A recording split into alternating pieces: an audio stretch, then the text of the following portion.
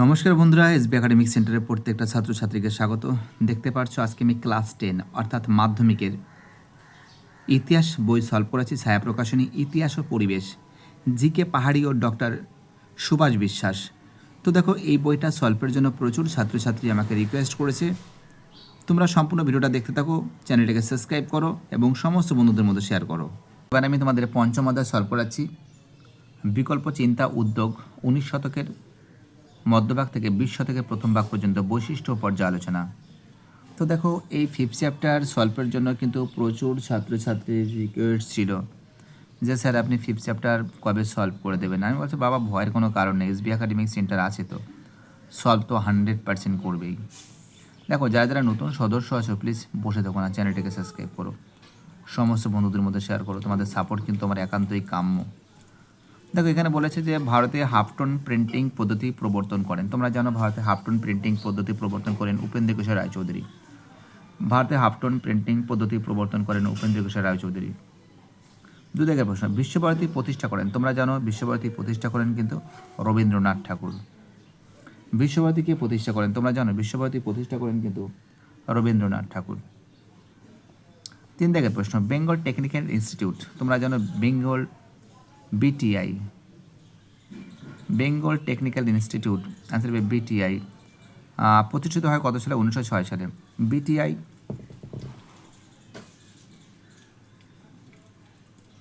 BTI যেটা আছে, BTI প্রতিষ্ঠিত হয় কিন্তু 1906 খ্রিস্টাব্দে। এবার দেখো, তোমাদের পরের যে প্রশ্নগুলো আছে, বাংলা ভাষায়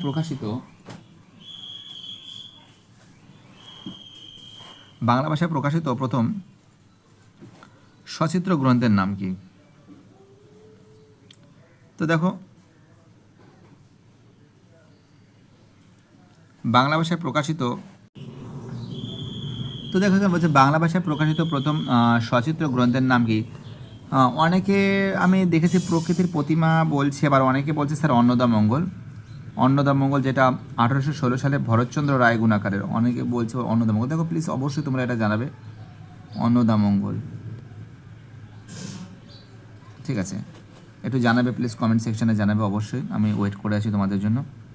কোশ্চেনটার ডাউটফুল হচ্ছে। 2 জায়গায় প্রশ্ন, বর্ণপরিচয় কেউ রচনা করেন? তোমরা জানো বর্ণপরিচয় কিন্তু ঈশ্বরচন্দ্র বিদ্যাসাগর 1855 সালে রচনা করেন। বর্ণপরিচয় কে রচনা করেন? বর্ণপরিচয় রচনা করেন 1855 সালে ঈশ্বরচন্দ্র বিদ্যাসাগর। কে করেন? অ্যান্সার হবে ঈশ্বরচন্দ্র বিদ্যাসাগর। ঠিক বা ভুল নির্ণয় করো। এখানে কি বলেছে দেখো, ঠিক বা ভুল নির্ণয় করে কি বলেছে। বাংলা লাইনটাই প্রবর্তন করেন বিদ্যাসাগর, এটা ভুল আছে। দেবেন্দ্রনাথ ঠাকুর বোলপুরে শান্তিনিকেতন আশ্রম প্রতিষ্ঠা করেন, এটা ঠিক আছে। বাংলা লাইনটাই প্রবর্তন করেন বিদ্যাসাগর, এটা কিন্তু ভুল আছে। দেবেন্দ্রনাথ ঠাকুর বোলপুরে শান্তিনিকেতন আশ্রম প্রতিষ্ঠা করেন, এটা ঠিক আছে। দেখো, কয়স্তম্ভের সঙ্গে ক্ষয়স্তম্ভ মিলাবো, খুব ইম্পর্টেন্ট কোশ্চেন। কয়স্তম্ভের সঙ্গে ক্ষয়স্তম্ভ মিলাবো। তো দেখো, সংবাদ প্রভাকর হবে, ঈশ্বরচন্দ্র গুপ্ত হবে। এক সেকেন্ড, কোথায় গেল? হ্যাঁ, পেয়েছি। আয় বাবা আয়। সংবাদ প্রভাকর কী হবে? অ্যান্সার হবে, একটু কালারিং নিই। সংবাদ প্রভাকর হবে, অ্যান্সার হবে ঈশ্বরচন্দ্র গুপ্ত হবে। শ্রীরামপুর মিশন হবে উইলিয়াম ক্যারি। সংস্কৃত প্রেস হবে বাবুরাম। সংস্কৃত প্রেস কী হবে? সংস্কৃত প্রেস হবে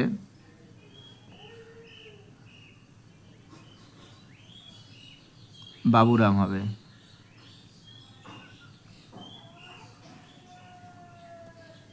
এবং জগদীশচন্দ্র বসু হবে বসু বিজ্ঞান মন্দির। অর্থাৎ 4, 3, 2, 1। 4, 3, 2, 1। ঠিক আছে, কী বলতে বুঝতে পারছি? অ্যান্সার কী হবে? 4, 3, 2, 1।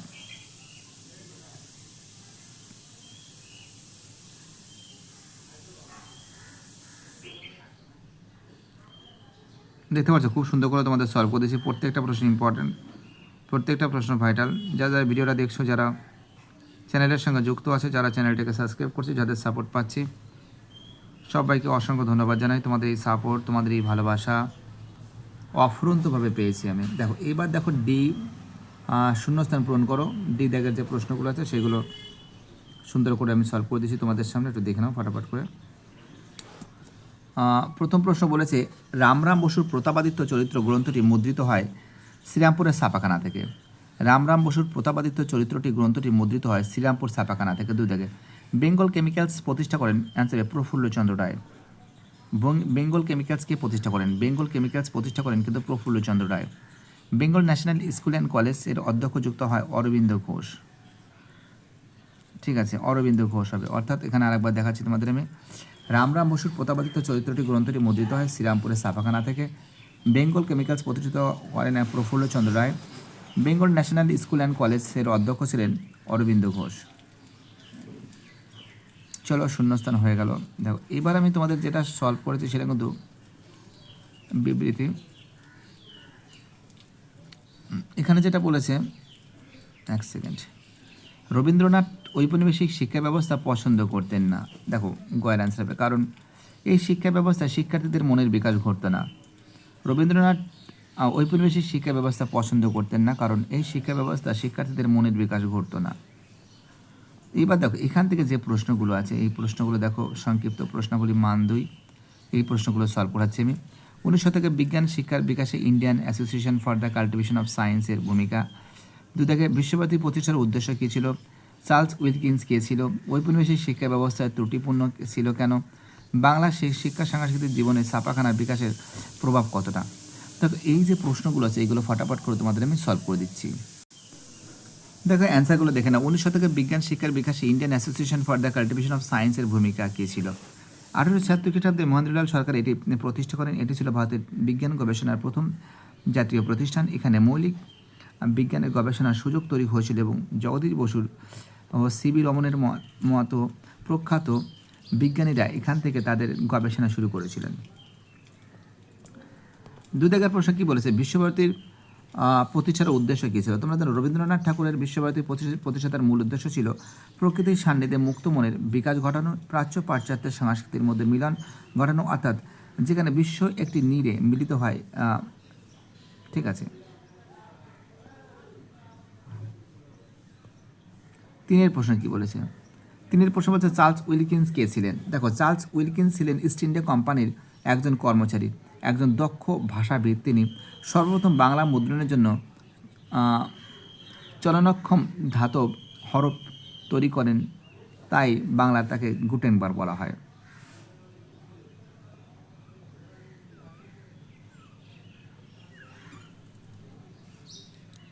আমাদের পরের প্রশ্ন, ঔপনিবেশিক শিক্ষা ব্যবস্থার ত্রুটি কেন ছিল?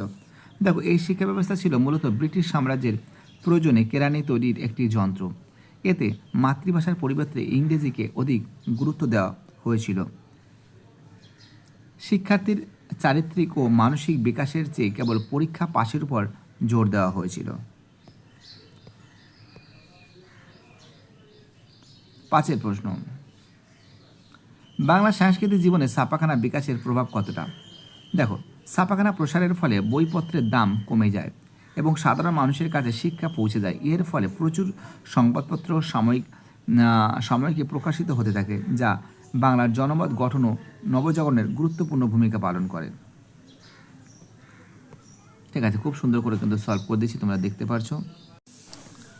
দেখো আমাদের পরে যে প্রশ্ন আছে, প্রশ্নমান 4। প্রথম প্রশ্ন, ছাপা বইয়ের সঙ্গে শিক্ষা বিস্তারের সম্পর্ক বিশ্লেষণ করো। পেজ নাম্বার 74 থেকে 75 নম্বর পেজে। ঠিক আছে, দেখো পেজ নাম্বার 74,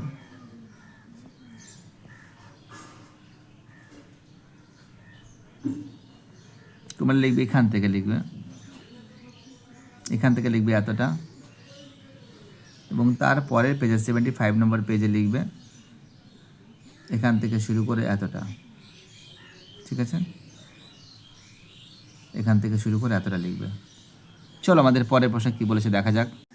চলো আমাদের পরের প্রশ্ন, 2 দাগের প্রশ্ন, কারিগরি শিক্ষার বিকাশে বাংলার বেঙ্গল টেকনিক্যাল ইনস্টিটিউটের ভূমিকা কী ছিল? পেজ নাম্বার 79 নম্বর পেজে। তো দেখতে পাচ্ছ পেজ নাম্বার 79, কারিগরি শিক্ষা, তাই তো, বিটিআই, বেঙ্গল টেকনিক্যাল ইনস্টিটিউট, এখান থেকে শুরু করে এতটা লিখবে। বুঝতে পারলে কি বললাম? এই দেখো কারিগরি শিক্ষা, একটি নামে কারিগরি শিক্ষা প্রতিষ্ঠান স্থাপিত হয়। ঠিক আছে, চলো আমাদের পরের প্রশ্ন কি বলেছে দেখা যাক, ফটাফট করে সলভ করে দিচ্ছি। 3 প্রশ্ন বলেছে বাংলার বিজ্ঞান চর্চার বিকাশে ডক্টর মহেন্দ্রলাল সরকারের কিরূপ অবদান ছিল? পেজ নাম্বার 76 দেখতে পাচ্ছ, পেজ নাম্বার 76 নম্বর পেজ।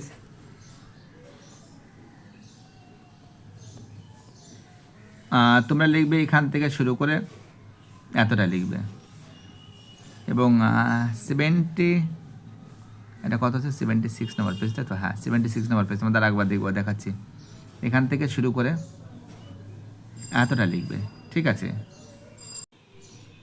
এবং 77 নম্বর পেজে তোমরা লিখবে এখান থেকে শুরু করে একদম লিখবে এতটা লিখবে, এতটা লিখবে, পুরো কমপ্লিট।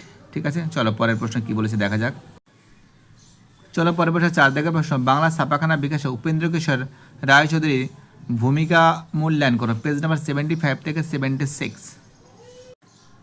তো দেখতে পাচ্ছ পেজ নাম্বার 75, উপেন্দ্র কিশোর রায়চৌধুরী, তাই তো। দেখো এখান থেকে শুরু করে তোমরা এখান থেকে শুরু করে এতটা লিখবে, তারপর এখান থেকে শুরু করে এতটা লিখবে, তারপরে এখান থেকে শুরু করে এতটা লিখবে, এবং তারপরের পেজে এখান থেকে শুরু করে এতটা লিখবে, ব্যাস কমপ্লিট। চলো পরের প্রশ্ন কি বলেছে দেখা যাক। তো দেখো এবার আমি 8 নম্বরের 8 মার্কসের প্রশ্ন আলোচনা করছি। ব্যাখ্যামূলক প্রশ্নাবলী 15 থেকে 16টি বাক্যে উত্তর দাও। একের প্রশ্ন, মানুষ ও প্রকৃতির শিক্ষা সমন্বয়ের বিষয়ে রবীন্দ্রনাথ ঠাকুরের চিন্তার সংক্ষিপ্ত পরিচয় দাও। পেজ নাম্বার 81 থেকে 82 নম্বর পেজে। তো দেখতে পাচ্ছ পেজ নাম্বার 81। তো তোমরা লিখবে, ফটাফট করে দেখে দিচ্ছি তোমাদের, এখান থেকে শুরু করে এতটা লিখবে, ঠিক আছে। এবং 82 নম্বর পেজে লিখবে এখান থেকে শুরু করে এতটা, এবং তারপরে এখান থেকে শুরু করে এতটা, কমপ্লিট। চলো পরের প্রশ্ন কি বলেছে দেখা যাক। চলো পরের প্রশ্ন 2 দাগের প্রশ্ন, বাংলা কারিগরি শিক্ষা বিকাশে সংক্ষিপ্ত বিবরণ দাও। পেজ নাম্বার 76 থেকে 77। দেখো পেজ নাম্বার 76,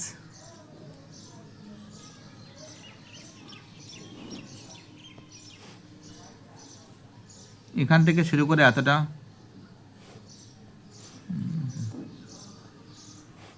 আরেকবার দেখাচ্ছি। পেজ নাম্বার 76, এখান থেকে শুরু করে এতটা, এবং তারপরের পেজে। তো দেখো না, এটা কারিগরি শিক্ষা এরকম বললো, মানে 76 নম্বর পেজ। আমি আরেকবার বলছি, দেখো কারিগরি শিক্ষা তোমরা প্রথমে লিখবে এখান থেকে শুরু করে এতটা লিখবে, ঠিক আছে।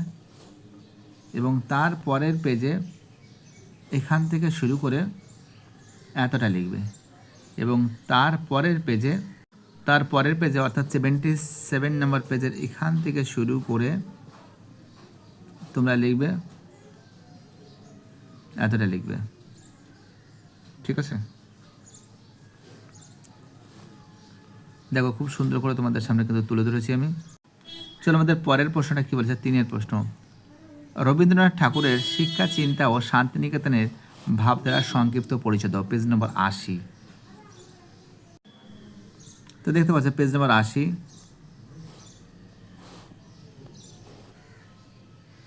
এখান থেকে শুরু করে এতটা,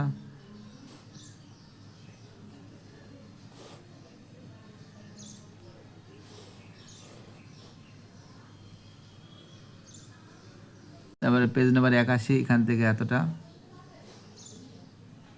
তারপরে এখান থেকে এতটা, এখান থেকে এতটা, এতটা লিখবে। তো দেখতে পাচ্ছ খুব সুন্দর করে সলভ করে দিয়েছি। ভিডিওটি দেখার জন্য সবাইকে অসংখ্য ধন্যবাদ জানাই। তোমাদের সাপোর্ট, তোমাদের ভালোবাসা এসবি একাডেমিক সেন্টার সবসময় যিনি গ্রহণ করবে। আর সবার কাছে অনুরোধ করছি, প্লিজ চ্যানেলটিকে সাবস্ক্রাইব করো, সমস্ত বন্ধুদের মধ্যে শেয়ার করো। তোমাদের সাপোর্ট আমার একান্তই কাম্য। বাই টাটা, সবাই ভালো থাকবে।